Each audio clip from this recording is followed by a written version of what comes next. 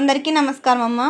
ఈరోజు మనం తెలుసుకుంటున్న అంశం ఏంటంటే 6వ తరగతి తెలుగులో 4వ పాఠ్యాంశమైన సమయస్ఫూర్తి అనే పాఠ్యాంశానికి సంబంధించిన టోటల్ టెక్స్ట్ బుక్లో ఉన్న విషయాన్ని తెలుసుకుందాం. ఈరోజు మన ఛానల్ సబ్స్క్రైబ్ చేసుకుని వాళ్ళని దయచేసి సబ్స్క్రైబ్ చేసుకొని లైక్ చేసి షేర్ చేసి మీ ఫ్రెండ్స్కు రిలేటివ్స్ అందరికీ మన ఛానల్ సబ్స్క్రైబ్ చేసుకోమని చెప్పండి. నా ఛానల్ సబ్స్క్రైబ్ చేసుకొని ప్రత్యక్షంగా పరోక్షంగా సపోర్ట్ చేస్తున్న వాళ్ళందరికీ పేరు పేరున ప్రత్యేకమైన హృదయపూర్వక ధన్యవాదాలు. అందరికీ ధన్యవాదాలు. ఇంకా ఆలస్యం చేయకుండా వీడియోలోకి వెళ్ళిపోదాం. ఈ పాఠ్యాంశం యొక్క ఉద్దేశం, ఈ పాఠ్యాంశాన్ని రచించిన కవిగారి పేరు కందుకూరి వీరేశలింగం గారు. ఈ కందుకూరి వీరేశలింగం గారికి సంబంధించిన కవి పరిచయం. సమయస్ఫూర్తి పాఠ్యాంశం అనేది పంచవటం అంటే 5 చెట్ల యొక్క సమూహం. ఆ ప్రాంతంలో ఒక మర్రి చెట్టు తొర్రలో రోమశుడు అనే ఒక పిల్లి ఉండేది. అదే చెట్టు యొక్క కలుగులో చిన్న రంధ్రంలో ఫలితుడు అనే ఒక ఎలుక ఉండేది. అవి ఏ రోజు కూడా వాటి పని వారు చేసుకుంటూ ఉండేది. అలాగనే ఒకరోజు రాత్రిపూట ఆ మర్రి చెట్టు దగ్గర ఒక వేటగాడు వల పన్ని వెళ్ళిపోతాడు. ఆ వలలో చూసుకోకుండా రోమశుడు చిక్కుకుంటాడు. అది చూసిన ఫలితుడు అనే ఎలుక, అమ్మయ్య ఇంకా నాకు ఏ అడ్డు లేదని ప్రశాంతంగా సంతోషంతో తిరుగుతూ ఉండడం చూసింది. దాన్ని చంద్రకుడు అనే ఒక గుడ్లగూబ చూసి ఆ ఎలుకని చంపడానికి తినడానికి ప్రయత్నం చేస్తాడు. అప్పుడు ఎలుక తెలివితో రోమశుని దగ్గరికి వచ్చి, రోమశ, ఇన్ని రోజులు ఒకటి చెట్టు నీడన బతికినాం. ముక్కు ముఖం తెలియని దాని చేతిలో చనిపోయేది కంటే తెలిసిన వాడివి నీ చేతిలో చనిపోయినా పర్వాలేదు. ఒకవేళ ఉపాయంతో మనిద్దరం సహాయం చేసుకుందామంటే నీకేం భయం లేదు. నువ్వు నా దగ్గరకు రా, నన్ను చూసి ఆ గుడ్లగూబ పారిపోతుందన్నారు. అలా వాళ్ళిద్దరూ స్నేహంగా మాట్లాడుకోవడం చూసి గుడ్లగూబ భయపడి వెళ్ళిపోయింది. అప్పుడు రోమశుడు, నా వలతాళ్ళు కొరుకు మిత్రమా అని ఫలితుడిని అన్నాడు. ఫలితుడు తెలివిగా వలతాళ్ళు కొరుకుతున్నట్టుగా నటించాడు. ఎందుకంటే ఒకటేసారి వలతాళ్ళు కొరికితే ఆ పిల్లి మళ్ళీ తనను తినేస్తుందేమో అని భయం. ఒకవేళ అలా లేకుండా వేటగాడు వచ్చే సమయానికి కొరికితే అది ప్రాణభయంతో పారిపోతుంది. అలా కొరుకుతున్నట్టుగా నటించి వేటగాడు వేట కుక్కలను తీసుకొని వస్తూ ఉంటే రోమశుడు మిక్కిలి భయంతో మిత్రమా మిత్రమా కాపాడు కాపాడంటూ కొరికే అంటే అప్పుడు చెట్టుకున్న వలతాళ్ళు కొరికితే పిల్లి పారిపోయి చెట్టెక్కేస్తుంది. ఆ ఫలితుడు తన రంధ్రంలోకి వెళ్ళిపోతాడు. వేటగాడు వల ముక్కలైపోయి నిరాశతో వెళ్ళిపోయాడు. అప్పుడు ఆ రోమశుడు అనే పిల్లి క్రూరమైన దొంగ బుద్ధితో మోసకారి బుద్ధితో, మిత్రమా ఫలితుడా బయటికి రా, మనిద్దరము ఇప్పటి నుంచి క్షేమంగా స్నేహితుల్లాగా ఉందామని. అప్పుడు ఫలితుడు తెలివిగా, తెలుసో తెలియకో ఇద్దరము ప్రమాదం నుంచి ఒకరి సహాయం వల్ల ఒకరు బయటపడినాం. కానీ నీకి నాకి మధ్య జాతి వైరం ఉంది. ఒకవేళ ఏదైనా సమయంలో నీకి నా మీద కోపం వస్తే నన్ను చంపి తినేయవచ్చు. అందుకే అవసరానికి మన ఇద్దరం మధ్య స్నేహం కుదిరినా కూడా అది కొనసాగించడం కుదరదు అని ఇక నీ దారి నీదే నా దారి నాదే అని చెప్పి ఆ ఎలుక ఆ కన్నం యొక్క రంధ్రం నుంచి వెనుదిరిగి వెళ్ళిపోయింది. పిల్లి తన యొక్క పన్నాగం పారలేదని నిరాశతో వెనక్కి తిరిగి వెళ్ళిపోయింది. ఇంకా కథ సుఖాంతం. కథ ఉపాధ్యాయులు చెప్పిన పదాలకు ఉక్తలేఖనం రాయండి. ఇక్కడ కఠినమైన పదాలు ఇచ్చినారు. ఈ పదాలను 1-2 సార్లు నేర్చుకొని చూడుకోకుండా రాస్తే మీకు తప్పులు రాసే అవకాశం ఉండదు. తర్వాత మనకు ఇక్కడ పేరాగ్రాఫ్ ఇచ్చినారు. పేరాగ్రాఫ్ సంబంధించి ప్రశ్నలు ఇచ్చినారు. ఈ పేరాగ్రాఫ్లో మనం ఎటువంటి వారితో స్నేహం చేయాలంటే మనం మంచి వారితో స్నేహం చేయాలి. చక్కగా చదువుకుంటూ బుద్ధిగా ఉండే పిల్లలతో స్నేహం చేయాలి. మంచి స్నేహితులను ఎలా ఎంచుకోవాలంటే మంచి అలవాట్లు ఉండి చదువుకుంటూ బుద్ధిగా చదువుకునే వారిని మంచి స్నేహితులుగా ఎంచుకోవాలి. బాధ్యత లేని పిల్లలతో స్నేహం చేయడం వల్ల ఏం జరుగుతుందంటే బాధ్యత లేని పిల్లలతో స్నేహం చేయడం వల్ల చదువు సంధ్యలు ఉండవు, సోమరులాగా తయారవుతారు. తర్వాత కష్ట సమయాల్లో మనకు తోడుగా వచ్చేవారు ఎవరు? కష్ట సమయాల్లో మంచి స్నేహితులు మనకు తోడుగా వస్తారు. పై పేరా దేని గురించి చెప్తుందంటే పై పేరా స్నేహం గురించి చెబుతుంది. వ్యక్తీకరణ సృజనాత్మకతకు సంబంధించిన ప్రశ్నలను ఇంతకుముందే మన ఛానల్లో నోట్స్ అప్లోడ్ చేస్తున్నానమ్మా.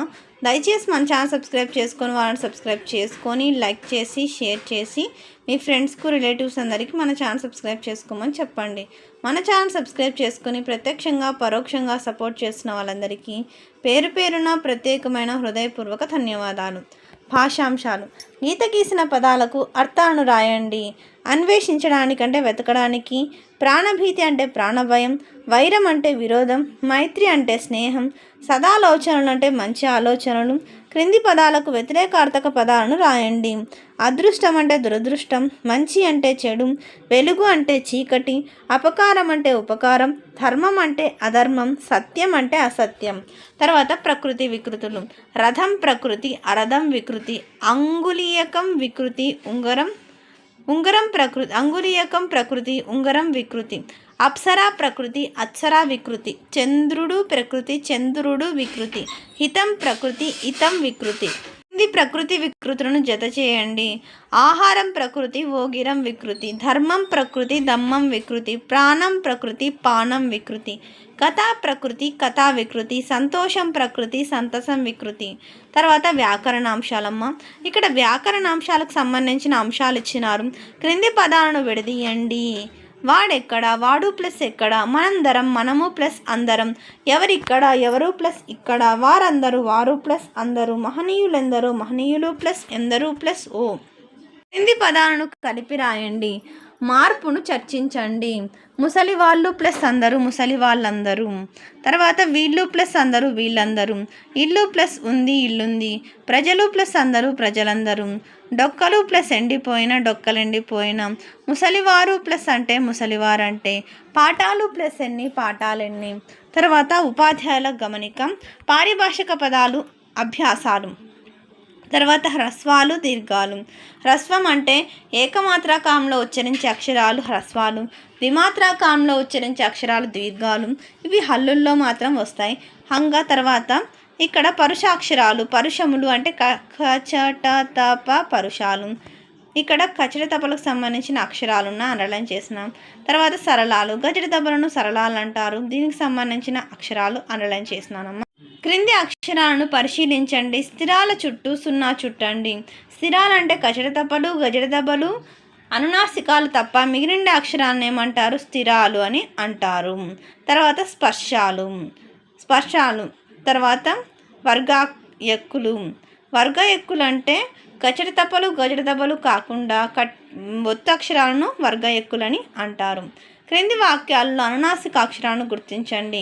నాసికం అంటే ముక్కు సహాయంతో పలుకబడే అక్షరాలను అనునాసికాలు అంటారు. జ్ఞాని, నామ అనునాసికాలు.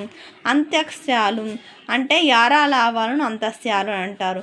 ఊష్మాలు అంటే ఊది పలికే వాటిని ఊష్మాలు అంటారు. సాహ ఊష్మాలు. తాళవ్యాలు. తాళవ్యం అంటే దవడ సహాయంతో పలుకబడే అక్షరాలను తాళవ్యాలు అంటారు. ఈ చ మూర్ధన్యాలు. ఇక్కడ రు ఠ ఠ ఠ న ర ష. తర్వాత మిగిలిండేటివి. తర్వాత భాషాంశాలు. క్రింది భాషా భాగాలను జతపరచండి. ఇక్కడ విశేషణం